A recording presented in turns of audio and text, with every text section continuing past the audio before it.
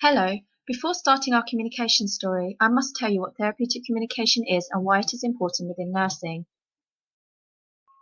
Throughout this story, I will incorporate theories such as person-centered language, pet play theory, solution-based therapy, and transaction analysis, and lastly, the Gibson reflection model to demonstrate the development of my communication skills with a service user called Mary.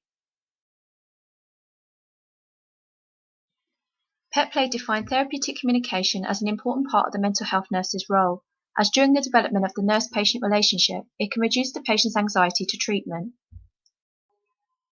It is practicing empathy, honesty, congruence, and unconditional positive regard that will determine the outcome and the success of the nurse-patient relationship. This approach is about developing a transparent, two-way, person-centered engagement that enables trust between the two parties.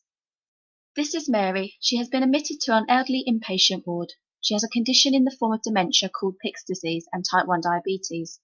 Mary struggles with language and expression, and this has impacted how she communicates her needs and responds to treatment and comprehends information. At some point, I will need to administer her diabetic medication and read her Section 3 rights. Mary's husband has come to visit her on the ward. Currently, Mary is preoccupied with walking. Often when the husband interrupts her, Mary can react physically and verbally aggressive towards him. She is strong-willed and likes to exercise her independence, but she doesn't acknowledge that she is at risk of falling and often forgets to use her Zimmer frame. Mary was observed using a wall to support her balance whilst walking. Without introducing my name and explaining my intention, I approached Mary from behind. "Mary, come on, where is your frame?" Mary instantly reacted aggressively and said, "I'm falling, go away," as she attempted to hit me at the same time.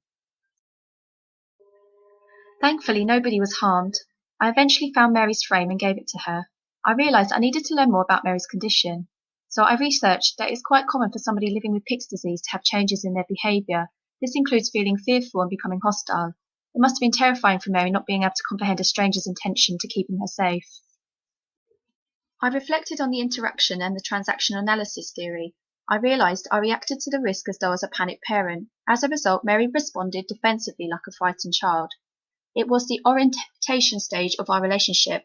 On reflection, if I'd used a solar or surety technique, Mary may have responded differently. In the identification stage of our relationship, I realised I had found a resolution to Mary's safety and physical need by providing her with the frame, but I still had much to learn about how to safeguard her social and emotional well-being. I had upset Mary so much that the fact she wanted to hit me made me feel I should approach advice from the psychologist. I wanted to understand how to implement a person-centered approach and improve my communication strategy.